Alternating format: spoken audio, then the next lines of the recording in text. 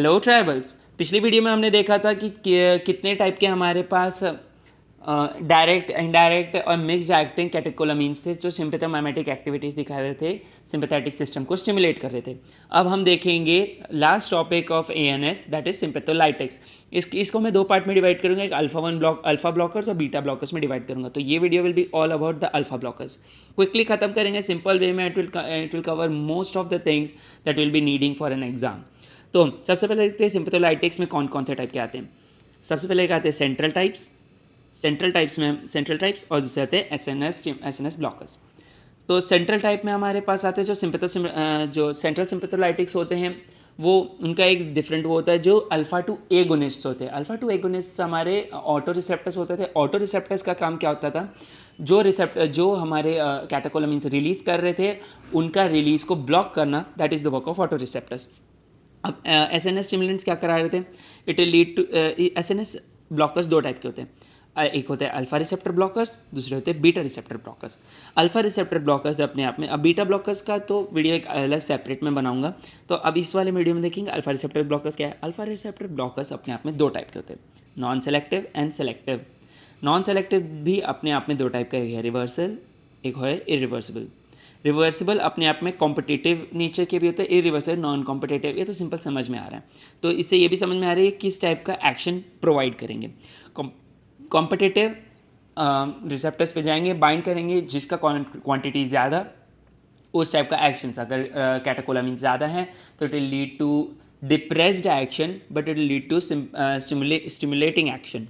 But अगर ज़्यादा हमारे पास ब्लॉकर्स है तो it will lead to more inhibition rather than stimulation. तो सबसे पहले देखते हैं सेंट्रल सिंपैथोलाइटिक्स क्या है। अब उससे पहले हमने देख लिया था कि अल्फा एडर्जिक ब्लॉकर्स के कितने टाइप हैं। तो उसका क्लासिफिकेशन दो टाइप के होते हैं, एक होता है नॉन इक्विलिब्रियम टाइप, दूसरे होता है इक्विलिब्रियम टाइप या कॉम्पिटिटिव एंटेगोनिस्ट। अब नॉन इक्विलिब्रियम टाइप के अंदर एक टाइप का आता है जिसे हम बोलते हैं बीटा हेलो एल्काइलामीन ग्रुप, उसके अंदर आता है फिनॉक्सी बेंजामीन। और इक्विलिब्रियम टाइप तीन टाइप में डिवाइडेड होता है, एक होता है नॉन सेलेक्टिव, एक होता है अल्फा 1 सेलेक्टिव और एक होता है अल्फा 2 सेलेक्टिव। नॉन सेलेक्टिव मतलब जो अल्फ़ा को ही ब्लॉक करेंगे, या वो चाहे वो अल्फ़ा 1 हो चाहे अल्फ़ा 2 हो। तो उसमें कौन कौन से, उसमें चार टाइप के आते हैं। एक होता है एर्गोट एल्कलॉइड, एक होता है हाइड्रोजिनेटेड एर्गोट एल्कलॉइड, एक होता है इमिडाजोलिन और दूसरा आता है मिसलेनियस। अल्फ़ा 1 में अपने और अल्फ़ा 2 के अपने अलग है। एर्गोट एल्कलॉइड्स में कहेंगे अर्गोटामीन, अर्गोटॉक्सिन, और इमिडाजोलिन में क्या दिख रहा है, फेंटोलामीन। मिसलेनियस में हमें दिख रहा है क्लोरप्रोमाजीन। और हाइड्रोजिनेटेड अर्गोट के एल्कलॉइड्स सेम नाम होंगे, बस उसके सामने डाईहाइड्रो लगाना है, डाईहाइड्रो अर्गोटामीन और डाईहाइड्रो अर्गोटॉक्सिन। तो ये हमें देखने मिल गया। तो और अल्फ़ा 1 सेलेक्टिव्स में कौन कौन आएगा, प्राजोसिन, टेराजोसिन, डॉक्साजोसिन, एल्फुजोसिन, टैमसुलोसिन, सिलोडोसिन। इतने हैं, इनमें से चार तो एटलीस्ट याद होने चाहिए। प्राजोसिन हो गया, टेरासोसिन हो गया, डॉक्साजोसिन, टैमसुलोसिन, ये सब तो याद, ये चार नाम तो होने चाहिए याद। अल्फा 2 सेलेक्टिव के अंदर आता है योहिम्बिन। तो ये हमारे क्लासिफिकेशन हो गया। तो अब सबसे पहले देखते हैं सेंट्रल सिंपैथोलाइटिक्स क्या कहते हैं। सेंट्रल सिंपैथोलाइटिक्स का काम क्या होता है, अल्फा 2 एगोनिस्ट और अल्फा 2 एगोनिस्ट होते हैं जो क्या काम करते हैं, ऑटो रिसेप्टर्स होते हैं। This reduce the sympathetic discharge अपने आप में। फॉर एग्जांपल क्या, जैसे ये हमारा नर्व है जो रिलीज कर रहा है न्यूरोट्रांसमीटर, अल्फा 2 रिसेप्टर को अगर स्टिमुलेट किया जाए it will lead to inhibition of neurotransmitter release. Neurotransmitter release होगा तो it will lead to inhibiting activity. तो ये हमें देखने मिल गया। तो अब अल्फा 2 एगोनिस्ट में ड्रग्स कौन कौन से आते हैं। सबसे इंपॉर्टेंट ड्रग इसमें आता है क्लोनिडीन। क्लोनिडीन क्या करता है, अब क्लोनिडीन का काम आता है, it is alpha 2 agonist and also it is imidazole receptor stimulant. तो ये दोनों काम करता है। अब और क्या करता है, clonidine reduces the central discharge. ये सेंट्रल डिस्चार्ज कम करता है, जो भी ब्रेन में डिस्चार्ज नॉट न्यूरोट्रांसमीटर्स का हो रहा है, कैटेकोलामीन्स का हो रहा है, उसे कम करता है।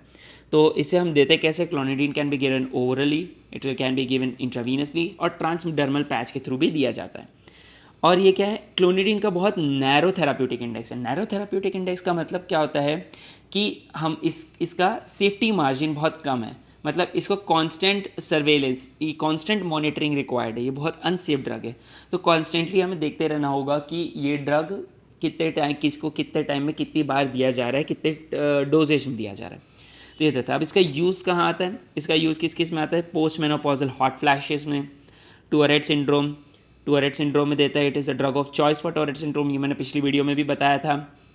और क्या है देते हैं हम, माइल्ड टू मॉडरेट हाइपरटेंशन में भी देते हैं, डायरिया ऑफ डायबिटीज़ मेलाइटस के टाइम पे भी देते हैं। ये अल्फ़ा 2 एगोनिस्ट इन इंटेस्टिन को कहता है जो सोडियम और क्लोराइड के रिलीज़ को कम कराता है, तो ये डायरिया को कम कराता है। तो जितना कम रिलीज़ होगा तो डायरिया के टाइम पे हमारे इलेक्ट्रोलाइट लॉस कम होगा, इलेक्ट्रोलाइट लॉस कम होगा तो इलेक्ट्रोलाइट इम्बैलेंस नहीं आएगा, it won't lead to many other manifestations of diseases. तो और क्या होगा इसका और ये साइड इफेक्ट जो एक साइड इफेक्ट होता है विड्रॉल हाइपरटेंशन के टाइम पे, ये उस टाइम ये इसका एक साइड इफेक्ट है विड्रॉल हाइपरटेंशन। इसका मैं प्रोसीजर अभी इस टॉपिक के बाद बताता हूँ। ये हो गया। और क्या क्या देते हैं, एपिड्यूरल एनाल्जेटिक भी है, एपिड्यूरल एनाल्जेटिक हो गया। माइग्रेन प्रोफाइल एक्सेस, माइग्रेन के पेन के टाइम पे भी ये दिया जाता है, और ADHD के टाइम पे भी दिया जाता है। ADHD के टाइम क्या होता है, ये ब्रेन में एक कामिंग इफेक्ट ला देता है विच विल रिड्यूस द हाइपरकाइनेसिस। तो ये हमें देखने मिल गया। साइड इफेक्ट क्या क्या आता है, हाइपोटेंशन, एपनिया, जेरोस्टोमिया मतलब ड्राई माउथ, जेरोफ्थैल्मिया मतलब ड्राई आइज, सिडेशन और इरेक्टाइल डिसफंक्शन, इनकॉम्पिटेंसी लिखा है मैंने सॉरी। तो और क्या रहेगा, इम्पोटेंस आएगा। ये देखने मिल गया। अब हम क्या देखते हैं, जैसे मैंने बोला कि एक हाइपरटेंशन क्राइसिस आता है अगर हमने इसको विड्रॉ कर लिया क्लोनिडीन को, तो एक साइड इफेक्ट आता है। तो क्यों हम बोलते हैं never stop clonidine suddenly in a patient. अब क्या होता है, अब हमने अल्फ़ा टू रिसेप्टर्स को हम स्टिमुलेट करे जा रहे हैं। अब अल्फ़ा टू रिसेप्टर क्या कर रहा था, नॉरएपिनेफ्रिन की रिलीज़ को रोक रहा था। पर अब क्या हुआ, हमने अचानक से इसे रोकना बंद कर दिया। अब जब तक नॉरएपिनेफ्रिन बंद था, जब तक नॉरएपिनेफ्रिन का रिलीज़ कम था, तो हमारे में क्या हो रहा था कि जब कोई न्यूरोट्रांसमीटर पहुंचता नहीं है उसके पोस्ट सिनेप्टिक मेम्ब्रेन के पास, तो वो अपने जितने भी रिसेप्टर्स है वो इंक्रीज़ कर जाते हैं और भूखा हो जाता है न्यूरोट्रांसमीटर्स के लिए पोस्ट सिनेप्टिक मेम्ब्रेन। तो जो इन जनरल जब पहले less number of receptors present थे, वहीं पे न्यूरोट्रांसमीटर के रिलीज़ रोकने के टाइम पे क्या होगा, हमारे रिसेप्टर्स इंक्रीज़ हो जाएंगे इन नंबर। तो ये होगा। तो अब क्या होगा, न्यूरोट्रांसमीटर रिलीज़ तो हो नहीं रहा। अब अगर मैंने किसी भी रीज़न से अल्फ़ा 2 को मैंने रोक दिया, अल्फ़ा 2 रिसेप्टर्स बंद हो गए, क्लोनिडीन का एक्शन बंद हो गया, तो क्या होगा, न्यूरोट्रांसमीटर्स बहुत तादाद में निकलने लगेंगे, बिकॉज ऑलरेडी वो लोडेड अप था पर अल्फ़ा 2 रिसेप्टर से रोक के रखा था, और ऑलरेडी पोस्ट सिनेप्टिक मेम्ब्रेन भूखा था, उसने बहुत सारे रिसेप्टर्स रेडी करके रखे थे।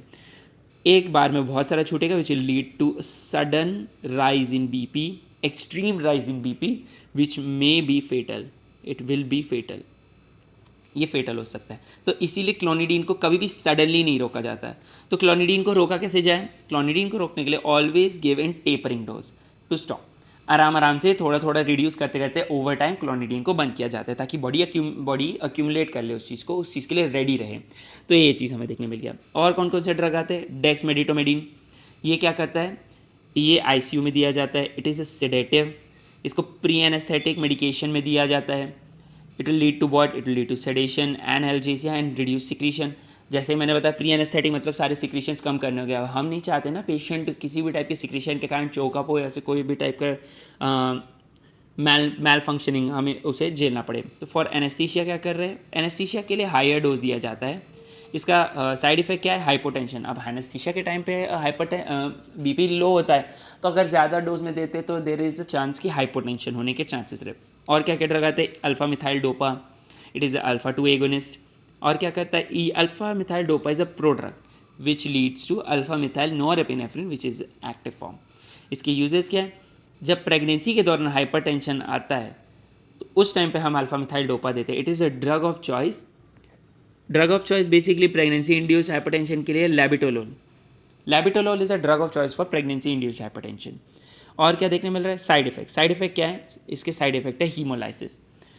हीमोलाइसिस क्या है, अब warm antibody haemolytic anaemia basically होता है। हीमोलाइसिस के कारण warm antibody haemolytic anaemia present होता है which gives a positive to the Coombs test.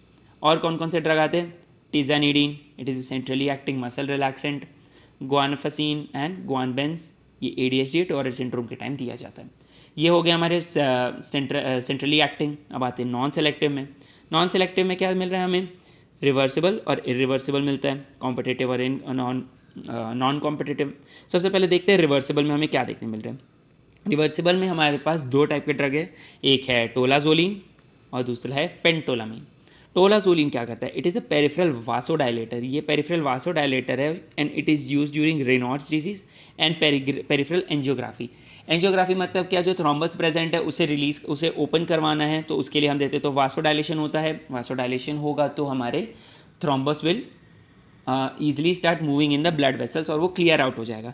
Reynolds disease के टाइम क्या होता है, एक कोल्ड सेंसेशन हमें देखने मिलता है क्योंकि पेरिफेरल वासो कॉन्स्ट्रिक्शन हो जाता है। तो एक कोल्ड सेंसेशन को कम करने के लिए हम वासोडायलेट कराते हैं ताकि वहाँ ब्लड फ्लो ज़्यादा है, स्टेसिस हो, it will lead to warm.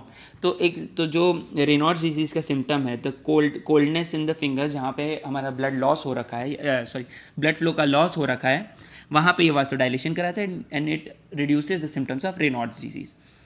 और क्या क्या हमें देखने मिलता है, और क्या क्या हमें देखने मिलेगा, it is also a drug of choice for prevention of vasospasm due to die.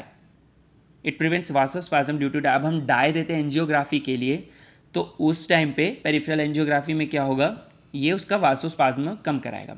फेंटोलामीन क्या कराता है, अब फेंटोलामीन is a drug of choice for many drugs, many things. फेंटोलामीन, जैसे मैंने पिछली वीडियो में बताया, चीज़ रिएक्शन के लिए ड्रग ऑफ चॉइस है। It is also a drug of choice for clonidine withdrawal, hypertension, ये मैंने अभी ऊपर बताया, और इंट्रा ऑपरेटिव हाइपरटेंशन इन फियोक्रोमोसाइटोमा के टाइम पे भी ये दिया जाता है। और क्या दिया जाता है, it increases the norepinephrine release, it leads to tachycardia, और इसका वीनोडायलेटरी इफेक्ट ज़्यादा है रेदर देन आर्टीरियल डायलेशन। अब ये इंजेक्शन भी दिया जाता है एज इन कॉर्पस कैवर्नोसम के टाइम भी दिया जाता है। It leads to treatment of impotency. Impotency का ट्रीटमेंट के लिए ड्रग ऑफ चॉइस है सिडेनाफिल, विच इज़ अ फॉस्फोडाइएस्टरेज 5 इनहिबिटर। तो ये हमें देखने मिल गया। और कौन से ड्रग हैं, एक क्लोरप्रोमाजीन भी होता है जो एंटी साइकोटिक ड्रग है। ये हमने देख लिया सारे रिवर्सिबल ड्रग्स। अब इरिवर्सिबल ड्रग्स में क्या देखने मिलता है, इरिवर्सिबल ड्रग में हमारा आता है ड्रग फेनॉक्सीबेंजामीन। इसको हम आईवी देते हैं, इसका एक्शन 3 से 4 दिन चलता है and it is a muscarinic, histaminic और सेरोटोनिनर्जिक रिसेप्टर पार्शियल ब्लॉकर। ये पार्शियल ब्लॉकर है। पार्शियल ब्लॉकर का मतलब हमने समझा था, इसके एगोनिस्ट के टाइम पे ये इसके एगोनिस्ट अगर इंक्रीज आएगा तो ये एंटेगोनिस्ट के टाइम पे एंटेगोनिस्ट जैसा काम करता है। तो क्या होगा, पिनॉक्सीबेंजामिन क्या करें, इट इज़ लिपिड सॉल्युबल मतलब ये CNS पेनिट्रेट कर सकता है। और क्या, रैपिड IV इन्फ्यूजन देने पर क्या होता है, to lead to CNS stimulation होगा, नॉजिया और वॉमिटिंग भी होगा। ओरल देने से क्या होगा, ओरल में एब्जॉर्प्शन इरेटिक और इनकम्प्लीट होता है। तो ओरल और इसके ओरल साइड इफेक्ट्स के कारण क्या आएगा, it lead to depression, tiredness and letharginess, ये हमें देखने मिलता है। अब क्या देखते हैं, पिनॉक्सीबेंजामीन अपने आप में इरिवर्सिबल ब्लॉकर है, तो irreversibly bind to alpha receptors. Alpha receptor को बाइंड करेगा तो कैटेकोलामिन किसी भी तरीके से इसके इफेक्ट को ओवरकम नहीं कर सकते, तो इसीलिए हम फियोक्रोमोसाइटोमा के टाइम देते हैं। फियोक्रोमोसाइटोमा क्या है, basically it increases the catecholamine in the blood, ये है फियोक्रोमोसाइटोमा। ब्लड में कैटेकोलामिन्स का नंबर बढ़ जाता है, तो क्या होगा, it will stimulate alpha receptors, and it will lead to hypertension. तो इस चीज़ को कम कराने के लिए हम फिनॉक्सीबेंजामीन देते हैं। It is a drug of choice for pre operative hypertension in pre phaeochromocytoma. Phaeochromocytoma के टाइम जब ऑपरेशन होता है तो जो ऑपरेशन के पहले हाइपरटेंशन है उसके लिए दिया जाता है। तो ट्रीटमेंट कैसे होगा, पहले हम अल्फा ब्लॉकर देते हैं, उसके बाद फॉलोड बाय हम बीटा ब्लॉकर भी देते हैं, प्रोपेनोलोल। तो अल्फा ब्लॉकर तो हमारा यही हो गया फिनॉक्सीबेंजामीन, उसके साथ प्रोपेनोलोल देते हैं फॉलोड बाय। अब हमेशा ये होना चाहिए कि पहले अल्फा ब्लॉकर दिया जाए और बीटा ब्लॉकर पहले नहीं देना चाहिए, क्योंकि बीटा ब्लॉकर कंट्रोल टैकीफाइलेसिस करता है। तो ये पहले हार्ट रेट कम करके वो कम नहीं करेंगे, पहले हम हाइपरटेंशन गिराएंगे फिर लीड टू टैकीकार्डिया। ये जो पहले हम बीपी, अब हाइपरटेंशन है ना तो हम बीपी फॉल करा रहे हैं तो इट विल लीड टू, अब हार्ट में क्या होगा, बीपी हमने फॉल कराया, क्या होगा, रिफ्लेक्स टैकीकार्डिया होगा। अब ये टैकीकार्डिया को कंट्रोल करने के लिए हम प्रोपेनोलोल दे रहे हैं, तो ऑलरेडी अब हम अब बीटा ब्लॉकर दे देंगे पहले, तो क्या होगा, it will lead to bradycardia, और हम बीपी भी गिरा रहे हैं तो it will lead to severe hypotension. तो ये हम नहीं देते, तो साइड इफेक्ट क्या कराएंगे, it will lead to postural hypotension, क्योंकि वीनो डायलेशन का प्रोसेस ज़्यादा है रेदर देन आर्टीरियोलर डायलेशन। वो होगा पैल्पिटेशन होगा, नेज़ल ब्लॉकेज हो जाएगा, मियोसिस एंड इजैकुलेशन इनहिबिशन, ये हमें देखने मिलेगा। और क्या देते हैं रिकम्बेंट, और कोई टाइप का रिकम्बेंट पेशेंट है मतलब लाइंग पेशेंट, लेटा हुआ अगर कोई पेशेंट है तो उसमें ये क्या करा सकता है, it may increase the cardiac output due to reduction in peripheral resistance and increase vascular resistance, ये हम देख लिए। और क्या होगा, शिफ्ट ब्लड, ये क्या कर सकता है, it can shift the blood from pulmonary to systemic circuit, ये हमारा कर सकता है। अब आते हैं सेलेक्टिव अल्फा ब्लॉकर्स पे। सेलेक्टिव अल्फा ब्लॉकर्स क्या है, जो अल्फा 1A ब्लॉकर है और दूसरे अल्फा 1B ब्लॉकर है। अब अल्फा 1A रिसेप्टर प्रेजेंट कहाँ है, ये आइरिस में प्रेजेंट है और इंटरनल यूरिथ्रिक स्फिंक्टर में प्रेजेंट है। और अल्फा B कहाँ प्रेजेंट है, ये ब्लड वेसल्स में प्रेजेंट है। तो ड्रग्स देखते हैं जो अल्फा 1A एंड B दोनों को रोके, वो कौन सा है, प्राजोसिन, टेराजोसिन एंड डॉक्साजोसिन, ये अल्फा 1A को कर रहा है, अल्फा 1A एंड B। और एल्फुजोसिन, अब प्राजोसिन क्या है, it is a drug of choice for benign prostatic hyperplasia plus hypertension. अगर ये दोनों एक साथ प्रेजेंट है तो हम प्राजोसिन देते हैं। It reduces the CNS stimulation which leads to vasoconstriction. और टेराजोसिन डॉक्साजोसिन सेम इफेक्ट देते हैं, प्लस साथ में क्या करते हैं, ये एडिशनल एपोप्टोटिक एक्टिविटी भी देते हैं प्रोस्टेट का। तो अब क्या हुआ, ये बिनाइन प्रोस्टेट हाइपरटेंशन, हाइपरप्लेजिया और हाइपरटेंशन को रोकता है बाय स्टिमुलेटिंग द CNS। पर टेराजोसिन और डॉक्साजोसिन क्या करते हैं, ये CNS स्टिमुलेशन भी करेंगे और साथ साथ क्या करेंगे, जो बढ़ा हुआ हमारा प्रोस्टेट है उसको कम भी करेंगे। It reduces the size of the prostate. It is good for diabetes mellitus and dyslipidaemia, इस टाइप पे बहुत इफेक्टिव है। डॉक्साजोसिन लॉन्गेस्ट एक्टिंग है, 18 घंटे का हाफ लाइफ है, और एल्फोसोसिन इज द शॉर्टेस्ट एक्टिंग, 3 से 5 घंटे का हाफ लाइफ है। तो ये हमें देखने मिल गया। अब आते हैं किस पे, प्राजोसिन के बारे में और जानते हैं। इट इज़ इसका सेलेक्टिविटी रेशियो अल्फा 1 अल्फा 2 से अल्फा 1 से बहुत ज़्यादा है, 100,000 to 1 का रेशियो है। It is a drug of choice for scorpion bite. ये स्कॉर्पियन बाइट के टाइम क्या होता है, SNS स्टिमुलेट हो जाता है, मोर रिलीज ऑफ कैटेकोलामिन आता है, तो हम अल्फा 1 रिसेप्टर्स को ब्लॉक कर देते हैं। इट स्कॉर्पियन बाइट में क्या होता है, हमारा इंड्यूस हाइपरटेंशन होता है और पल्मोनरी इडीमा होता है, तो ये जो दोनों उसके सिम्टम्स है उसको कम कराने के लिए देता है। तो ये हो गया। और क्या देते हैं, इसका साइड इफेक्ट क्या है, CNS स्टिमुलेट है तो क्या करेगा, एक्साइटमेंट कराएगा, सीजर्स लाएगा। इस एक्साइटमेंट और सीजर से बचाने के लिए हम डायज़ेपाम देते हैं। It will lead to priapism. Priapism क्या मतलब क्या होता है, प्रोलॉन्ग्ड इरेक्शन बोलते हैं हम इसे। और क्या होगा, ब्रेडिकार्डिया होगा, जिसको बचाने के लिए हम एट्रोपिन देते हैं। पॉस्चरल हाइपोटेंशन होगा, floppy iris syndrome. Floppy iris syndrome मतलब आइरिस पैरालाइज हो जाएगी, तो आइरिस पैरालाइज हो जाएगी तो उसमें कोई भी टाइप का मिड्रियासिस, मियोसिस ये हमें देखने नहीं मिलेगा, तो वो हो गया। और क्या देखने मिल रहा है,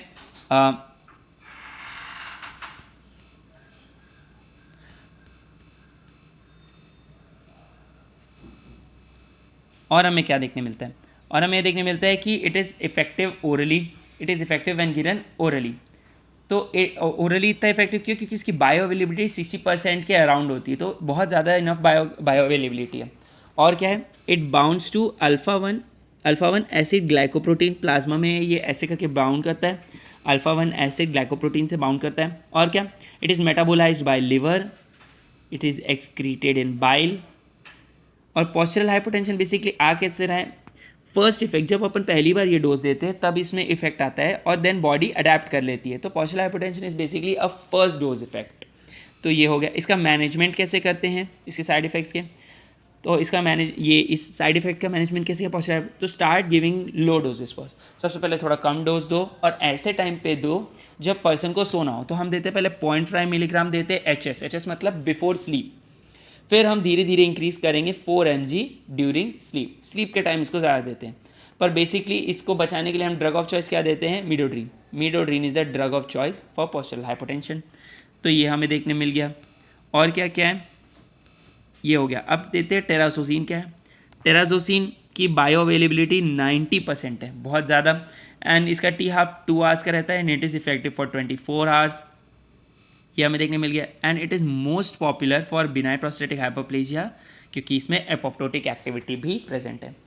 तो ये हमने देख लिया कौन से टाइप के, जो अल्फा 1 के ज़्यादा स्टिमुलेट, जो अल्फा 1 और अल्फा 2 दोनों को अल्फा 1A और अल्फा 1B दोनों को इनिबिट करते हैं। अब अल्फा 1A इनिबिटर स्पेसिफिक कौन से, तो अब अल्फा 1A अपने कहाँ कहाँ प्रेजेंट है, आइरिस और उसमें आइरिस और इंट्रायूट्रिक इंटरनल यूरिथ्रिक स्फिंक्टर में। तो ये क्या काम करता है, ये इंटरनल यूरिथ्रिक स्फिंक्टर को ओपन कर देता है। It is also known as uro selective alpha 1 inhibitor. Now it is a drug, these are drug of choice for BPH। अगर ये BPH, ये ड्रग ऑफ चॉइस तब बनता है कि अगर किसी भी पर्सन को जो हमारे जो प्राजोसिन, टेराजोसिन, डॉक्साजोसिन, ये जितने भी टाइप के ड्रग है उससे कोई भी टाइप की पोस्चरल हाइपोटेंशन प्रेजेंट हो रही है, उसके कारण कोई साइड इफेक्ट आ रहा है, तो उसके लिए हम ये देते हैं। तो इसमें कौन कौन से ड्रग्स आते हैं, टैमसुलोसिन और सिलोडोसिन। तो टैमसुलोसिन और सिलोडोसिन क्या करते हैं, टैमसुलोसिन का T हाफ होता है 6 से 9 घंटे। सिलोडोसिन क्या करता है, इसका ओरल बायो अवेलेबिलिटी 30% होता है, इसका T half is around 13 hours, और इसका मेटाबॉलिज्म ग्लूकोरोनिडेशन के कारण होता है, और ये एक्सक्रीन होता है इन यूरिन एंड फीसिस। तो ये हो गया। अब साइड इफेक्ट क्या आता है, रेट्रोग्रेड फेलियर ऑफ इजैकुलेशन। अब ये ओपन करता है ना इंटरनल यूरिथ्रिक स्फिंक्टर को, तो देयर आर चांसेस कि जब इजैकुलेशन का टाइम आता है तो it will lead to retrograde मतलब क्या, back flow of the ejaculation, या फिर फेलियर ऑफ इजैकुलेशन भी हो सकता है। साइड इफेक्ट्स ही हो गए। और क्या क्या है, फेलियर ऑफ इजैकुलेशन देखिए, इसके कारण क्या, अब फेलियर ऑफ इजैकुलेशन होता है तो उसके कारण ये भी हो सकता है साइकोसेक्सुअल डिस्ट्रेस हो सकता है, बंदा डिप्रेशन में जा सकता है कि I am not being able to perform, तो ये चीज़ हमें देखने मिल सकता है।